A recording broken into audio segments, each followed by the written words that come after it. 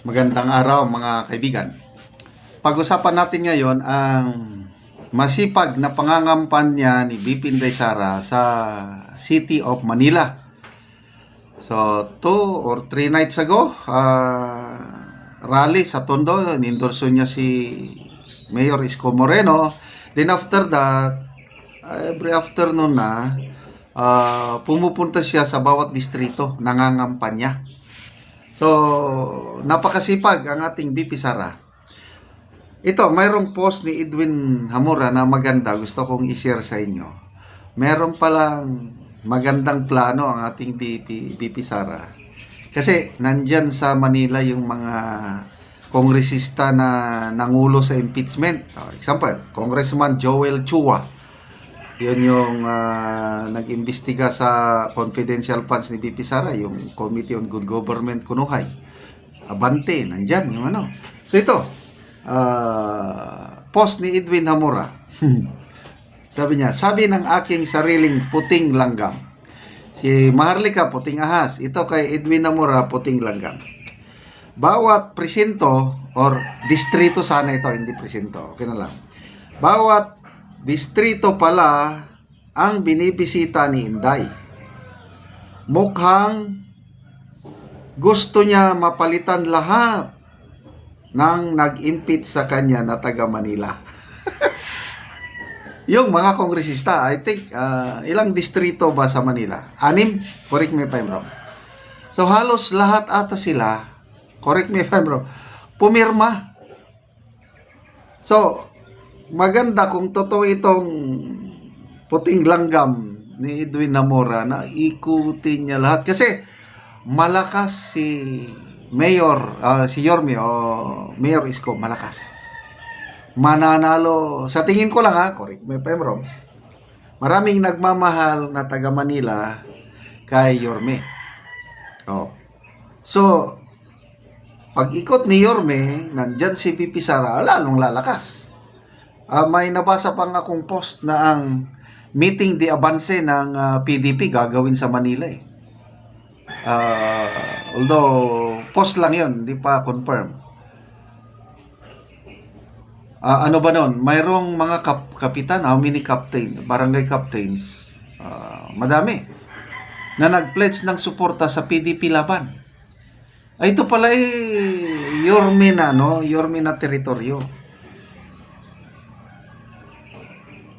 Sige,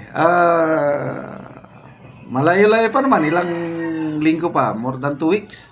Marami pang mapuntahan ni BP Sara. At napakalakas po ang endorsement ni BP Sara ngayon. Kasi nga, tumataas yung ratings niya. Kaya magpasalamat tayo sa ginawa nila kay PRRD. All things work together for good to those who love God, to those who are called according to His purpose. Si PRRD, totoo, nakakulong. Kaya lang, yung kalusugan niya, sabi ni Ma'am Hanilet, gumaganda ang kalusugan niya. God is doing amazing things sa health ni PRRD dahil ibang style ng mga European doctors. Hindi katulad sa atin dito na pag konting sakit, tableta kagad lalong hihina ang ating immune system. Doon, kung ano ang gusto ng doktor na dapat yun ang masunod. Sabi ni Ma'am Hanilet, amazing things. God is doing amazing things sa kalusugan ni PRR daw. Nako, tataas pa ang buhay ng ating Tatay Digong. Napabuti tuloy ang pagkakulong niya doon dahil gumanda ang kalusugan niya. Lalong lumakas ang PDP laban o lalong lumakas si BP Sara. O anong ginawa niya nung March? Diba? Halos wala siyang ginawa sa Pilipinas dahil nandun siya sa Netherlands. Biglang tumaas ang kanyang rating. Tinanong si BP Sara, sabi niya, nagulat ako. Ako rin nagulat.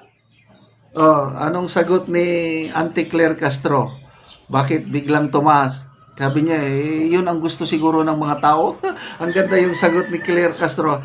Ang ganda ng mga ang gusto ng mata, wala siya din sa Pilipinas. Gusto siyang nasa labas. Hindi yun.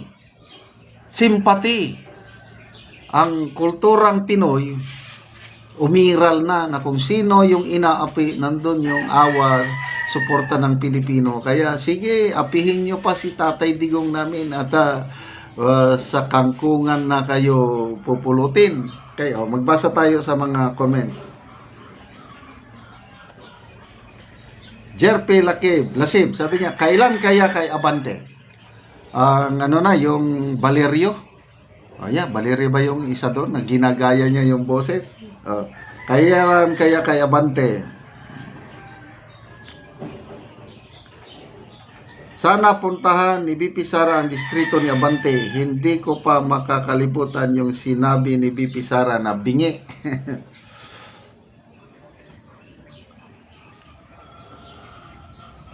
AJ Sanchez, bawat distrito dapat bisitan, lalo na distrito ni Chua, Valeriano, and Abante. Ito, tatlo, Valeriano. Maria Benz, deserve nila yun, lintik lang ang walang gante. Okay, speaking of Cagayan de Oro, may yung first district congressman ng Cagayan de Oro City, si Lordan Suwan, pumirma. May survey akong nakita, post survey. House of Hope ata yun, sinorvey.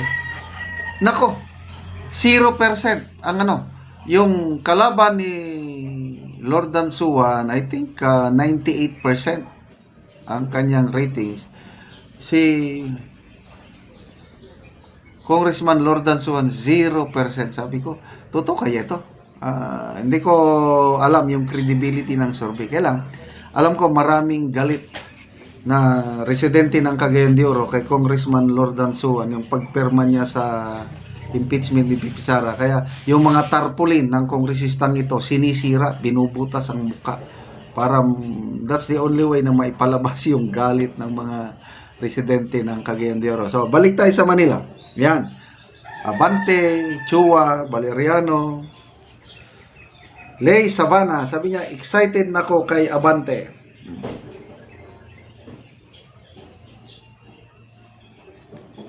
I stand with BP Sara. Sabi niya, sanay na sanay talaga siya mag-ikot. Ganyan din at ang ginagawa niya sa biyahing Duterte. Ang mga Duterte, known for their, yung sipag nila sa mga kampanya. Si Tatay Digong nga, kung hindi pa siya nakakulong, gusto niyang ikutin ang buong Davao, lalo na sa mga bulubundukin. Ganon sila, masipag mangampanya. Tapos, kung mangampanya, lalo na si BP Sara, wala keme-keme. Nakasimple lang ang suot, naka-t-shirt lang, naka-rubber shoes, yakap-yakap sa mga tao. Ganon, totoong tao, hindi plastic ang mga Duterte kung mangampanya. Kaya, good luck, BP Sara. Ikutin mo lahat ang distrito sa metro, sa City of Manila. And I'm sure, may kapupuntan sila, pupulutin sa kangkungan. Salamat mga kaibigan sa inyong pagtangkilik sa ating channel. Nakakatulong kayo ng malaki sa tribong Talaandig ng Bukidnon dahil ang sweldo natin is tinutulong sa tribo. Namimigay tayo ng libreng yero at pako para ma-repair ang sira-sirang bahay ng tribong Talaandig. Panoorin nyo ang video na ito.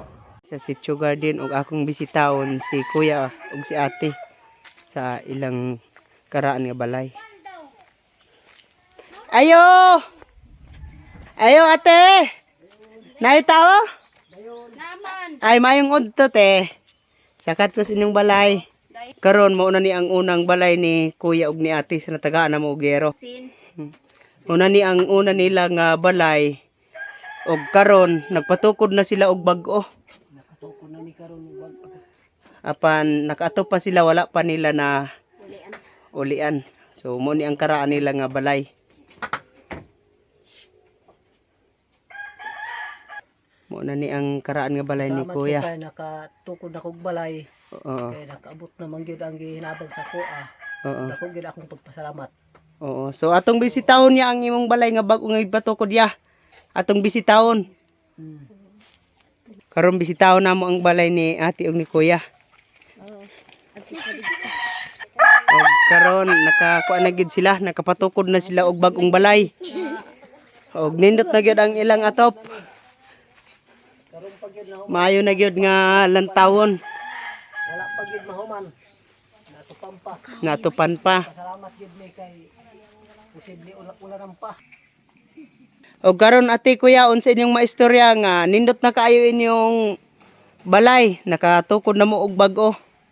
Pasalamat mi karon sa Ginoo kay nakaabot ni karon ang kuan hinabang sa amoa. Ug salamat pud sa nagbidyo nga hatag niya diri sa amoa nga hinabang. Salamat sa Salamat jud sa nagtanaw sa tanaw sa video. video sa naging sponsor. sponsor o Salamat pud sa nagtabang. salamat pa din Pasalamatan sa namo ang Ginoo nga niabot gid ang abot gyud ang ginabang hinabang diri. Amoa. so Sige, sir. nakalay na gyud mi Nakaatok na gid mi og sin di na nga mi ulanan So salamat kayo ya. Salamat na gid kayo. salamat